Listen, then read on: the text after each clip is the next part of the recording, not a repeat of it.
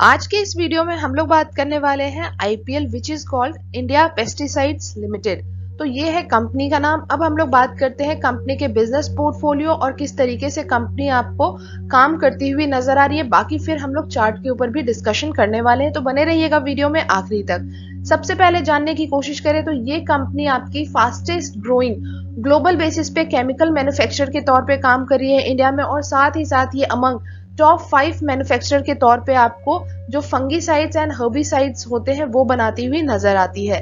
Next यहाँ पे अगर हम लोग बात करें तो यहाँ आप देख सकते हैं कि ये कंपनी फाउंड की गई थी, या आप कह सकते हैं स्टैब्लिश की गई थी 1984 में, और ये कंपनी मैन्युफैक्चर करती है बोथ टेक्निकल एंड फॉर्मुलेशन इन किसमें एग्रोकेमिकल और उसके साथ ही साथ फार्मास्यूटिकल बिजनेस में भी ये आपको इंग्रेडिएंट्स प्रोवाइड करती हुई नजर आती है। सो ये हमने बात की कि कंपनी क्या करती है। कुछ और इंपॉर्टेंट की फैक्टर्स देखें तो ये कंपनी के पास 2 एक्टिव मैन्युफैक्चरिंग फैसिलिटीज है, वहीं पे 25 ये कंट्रीज में आपको एक्सपोर्ट करती हुई नजर आती है जो भी इनके प्रोडक्ट्स है। वहीं पे इनके पास 2 इन हाउस लेबोरेटरीज है। साथ ही साथ ये आपके 60% जो लोकल रॉ मटेरियल है वो आपको सोर्स करती है। 55% के आसपास अगर देखें तो इनके जो रेवेन्यूज है वो इनके टॉप 10 कस्टमर्स के तरफ से आते हैं।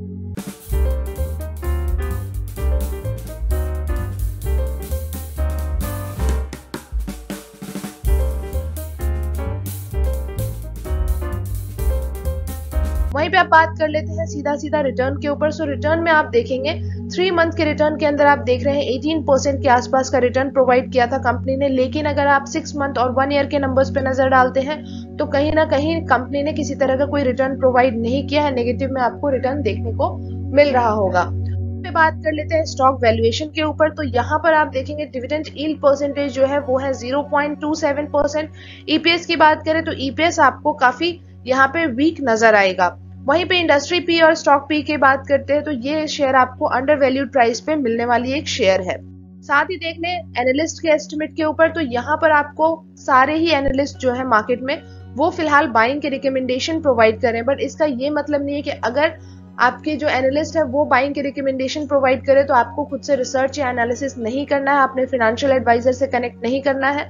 ऐसा कुछ भी नहीं, आपको खुद से भी बैठना है और इन सारी चीजों को एनालाइज करनी है। क्या किस तरीके से कंपनी काम कर रही है, बाकी जो फंडामेंटल्स है वो कैसे हैं, या फिर चार्ट के ऊपर किस तरीके का मोमेंटम बना हुआ है। तो ये सारी चीजों को ध्यान रखने के बाद ही आप चाहें तो आप किसी भी शेयर में आगे जा सकते हैं। तो यहाँ हमने बात कर ली एनालिस्ट के एस्टिमेट। उसके साथ बात कर लेते हैं कंपनी के ऊपर डेट। तो बेशक आपको कंपनी के ऊपर डेट नजर आ रहा है जो कि है 30.30 करोड़ के आसपास, और जहां पर कंपनी के पास थोड़ा उससे ज्यादा कैश फ्लो आपको नजर आएगा विच इज 42.96 करोड़। तो आपके डेट तो है ही कंपनी के पास, लेकिन कंपनी ने अपने पास कुछ कैश फ्लोज रखे हुए हैं करंटली जो आपके डेट के नंबर से कहीं ना कहीं ज्यादा आपको देखने को मिल रहे हैं। वहीं पे बात कर लेते हैं क्वार्टरली रिजल्ट्स। तो क्वार्टर ऑन क्वार्टर बेसिस पे बात कर रहे हैं तो कंपनी आपको इस क्वार्टर तो बेहतरीन परफॉर्म करती हुई दिखी है पिछले क्वार्टर के मुकाबले, क्योंकि पिछले क्वार्टर जहां पे ये 177 करोड़ के आसपास का इनका सेल्स का नंबर निकल के आ रहा था, वहीं पर इस बार आपको 218 करोड़ के आसपास का इनका सेल्स का नंबर्स देखने को मिल रहे हैं। ऑपरेटिंग प्रॉफिट की जहां पर बात करते हैं तो ऑपरेटिंग प्रॉफिट में भी आपको सितंबर 21 एंड मार्च 22 इन दोनों के नंबर्स में आपको डिप देखने को मिल रहा था, लेकिन उसके बावजूद भी आपको इस क्वार्टर के नंबर में आपको बढ़ोतरी देखने को मिलेगा जो कि है 56 करोड़ के आसपास। तो सेल्स के नंबर्स की बात करें, ऑपरेटिंग प्रॉफिट की बात करें, नेट प्रॉफिट की बात करें, तो तीनों ही जगह पर कंपनी ने काफी बेहतरीन परफॉर्म किया है। तो आप कह सकते हैं कि क्वार्टर ऑन क्वार्टर बेसिस के जो नंबर्स हैं वो आपको बढ़ते हुए नजर आए हैं, लेकिन आप जो पिछले जितने क्वार्टर्स रहे हैं उनमें भी आप नजर डालेंगे तो आपको फ्लक्चुएशंस के साथ अभी भी अगर हम लोग बात करें तो ऑपरेटिंग प्रॉफिट और नेट प्रॉफिट के नंबर्स में आपको उस तरीके से बढ़ोतरी देखने को नहीं मिल रहा होगा जो आपके दिसंबर 21 के नंबर्स में रहे थे। अब वहीं पे बात कर लेते हैं ईयर ऑन ईयर बेसिस के रिजल्ट्स के ऊपर। तो ईयर ऑन ईयर बेसिस की बात करें तो यहाँ पर आपको जो है वो लगातार धीरे धीरे कंपनी आपको ग्रो करती हुई नजर आ रही है। सेल्स के नंबर्स आप देखेंगे तो 341 करोड़, देन 480 करोड़, उसके बाद 649 करोड़ और अब जाकर के 716 करोड़। तो इस तरीके से कंपनी आपको ग्रोइंग फेज में देखने को मिलेगी। वहीं पे ऑपरेटिंग प्रॉफिट की बात करेंगे तो ऑपरेटिंग प्रॉफिट में भी इसी तरीके से आपको धीरे धीरे कंपनी जो है वो ग्रो करती हुई दिखी है। तो इन सारे पैरामीटर्स पे जब आप नजर डाल दे तो आपको एक चीज तो समझ आ जाता है कि किस तरीके से कंपनी आपकी ग्रोइंग फेज में काम कर रही है। अब बात कर लेते हैं कुछ नेक्स्ट के ऊपर, जो कि है आपके sales and profit growth percentage. तो 5 इयर्स में आपको यहाँ पे कोई नंबर नहीं नजर आ रहा है। 3 ईयर की बात करें तो 28% जहां पर सेल्स ग्रोथ परसेंटेज हुआ करता था, वहीं पर अभी अगर हम लोग बात करें इस 1 साल में, तो आपको आप कह सकते हैं कि बिल्कुल बहुत ही बड़ा आपको फॉल यहाँ पे देखने को मिला है, 28% से सीधा 10%। एंड अगर वहीं पे प्रॉफिट ग्रोथ की बात करते हैं तो सिमिलर चीजें आपको यहाँ पर भी देखने को मिलेगी कि आपको धड़ाम से ये जो नंबर्स हैं वो गिरते हुए नजर आए हैं। वहीं करते हैं आरओई एंड आरओसी परसेंटेज के ऊपर। सो ये आपको नंबर्स आप देखेंगे कि आपको थोड़ा बहुत फ्लक्चुएशंस नजर आया है, बहुत ज्यादा मेजर नंबर्स में चेंजेस नहीं है। और अगर अभी हम लोग इस 1 साल की या फिर 3 साल या फिर 5 साल की बात करते तो हर एक जगह पर आपको जो नंबर्स हैं इनके काफी अच्छे देखने को मिल रहे हैं। सो आरओई एंड आरओसी परसेंटेज कहीं ना कहीं इनके काफी अच्छे नजर आए हैं। इसके साथ बात करेंगे शेयर होल्डिंग पैटर्न। सो या प्रमोटर्स की प्लेजिंग की जहां पे बात करें तो 0.71% के आसपास प्रमोटर्स के ऊपर प्लेजिंग आपको देखने को मिल रही है। वहीं पे शेयर होल्डिंग पैटर्न्स के ऊपर बात करें तो 67% जो होल्डिंग्स हैं वो आपको प्रमोटर्स के पास देखने को मिल रहा होगा। पब्लिक की बात करेंगे 30%, एफआईएस के पास आपको बहुत ही छोटे नंबर्स एंड डीआईएस के पास भी बहुत छोटे नंबर, तो यहाँ पे इनके पास ओनली 2% एंड 1% के आसपास जो है वो होल्डिंग आपको नजर आएगा। तो मोस्ट ऑफ द होल्डिंग्स फिलहाल तो आपको प्रमोटर्स के पास ही नजर आ रहा होगा। अब वहीं पे बात करते हैं जो डीआईएस है 1%, उनमें से भी कौन सा म्यूचुअल फंड है जो यहाँ पे आपको इन्वेस्टमेंट करता हुआ नजर आ रहा है। ये आपके रहे म्यूचुअल फंड। सो यहाँ पर आपको सिर्फ एक म्यूचुअल फंड देखने को मिलेगा जो कि है क्वांट स्मॉल कैप की तरफ से 0.32% के आसपास इन्वेस्टमेंट करता हुआ। तो यहाँ तक तो हमने बात की है पूरी कंपनी के बारे में, पूरा जो भी डिटेल था वो हमने हर एक चीज आपके साथ शेयर करने की कोशिश की। अगर आपको फिर भी लगता है कुछ और चीजें हमें इसमें इंक्लूड करनी चाहिए तो बेशक आप अपने सजेशंस जो है वो आप हमें कमेंट बॉक्स में ड्रॉप कर सकते हैं। बाकी अगर आपको कोई डाउट रहता है वीडियो में तो आप वो भी कनेक्ट करने के लिए हमारे कमेंट बॉक्स में जो भी है आपके क्वेरीज वो डाल सकते हैं।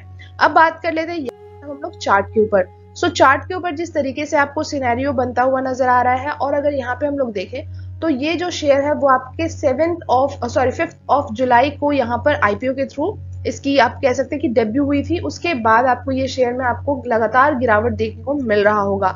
अगर वहीं पे हम लोग बात करें तो बेशक आपको यहाँ से एक ब्रेकआउट होता हुआ नजर आया, जिस तरीके से आपको लगातार इसमें गिरावट देखने को मिला है।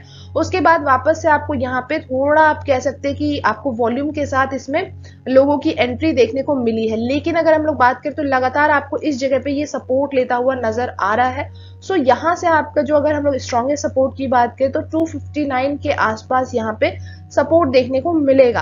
अब उसके बाद अगर जिस तरीके से हमने ट्रेंड लाइन के ऊपर अगर हम लोग बात करें तो अभी तक ये आपको ट्रेंड लाइन के ऊपर जाता हुआ नजर नहीं आया। बेशक आपको छोटे छोटे टाइम फ्रेम में अगर बात करें तो ये आपको थोड़ा सा ऊपर जाने की तरफ कोशिश करता हुआ नजर आया। लेकिन अगर हम लोग पूरे लॉन्ग फ्रेम में देखने की बात करें कि अभी से जब से इसने आईपीओ के थ्रू अपना जो भी डेब्यू किया था या जब से ये मार्केट में लॉन्च हुआ है उसके बाद से अगर बात करें तो अभी भी आपको यहाँ पर उस तरीके से आप कह सकते हैं कि सस्टेन होता हुआ ये शेयर नजर नहीं आया है। तो अगर आपको ये एक बार ट्रेंड लाइन के ऊपर एक बार क्लोजिंग दे तो आप यहाँ से कंफर्म हो जाते हैं कि आपको ऊपर की तरफ की जो जर्नी है तो फिर आगे आने वाले टाइम में ये शेयर आपके एज अ अप ट्रेंड आपको देखने को मिल सकता है। अगर अभी हम लोग बात करते हैं जिस लेवल पे है ये 279 के प्राइस पे, और जहां से ये शेयर आपको गिरता हुआ नजर आया था वहां तक की अगर बात करते हैं तो अभी भी इसमें 23 to 24% के आसपास आपको पोटेंशियल देखने को मिल रहा होगा।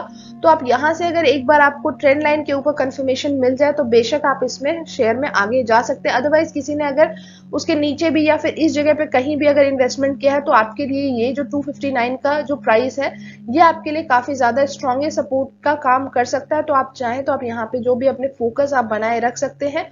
और अगर आपको लगता है कि प्रॉफिट बुक करना है तो अभी तो फिलहाल प्रॉफिट बुक करने का बिल्कुल भी अच्छा समय नहीं है। सो आपके लिए यही होगा कि आप थोड़ा और वेट करें, और जिनको फ्रेश बाइंग करनी है वो भी थोड़ा और वेट करके ट्रेंड लाइन के ऊपर से आप अपना जो भी है वो आप इसमें इनिशिएट कर सकते हैं बाइंग के लिए। तो आई थिंक आज के शेयर में हमने काफी कुछ डिस्कस किया है। फिर भी अगर कोई डाउट है तो प्लीज कनेक्ट कीजिए हमारे कमेंट बॉक्स के थ्रू। बाकी मिलेंगे आप वीडियो में बहुत ही जल्द, तब तक के लिए thank you and take care.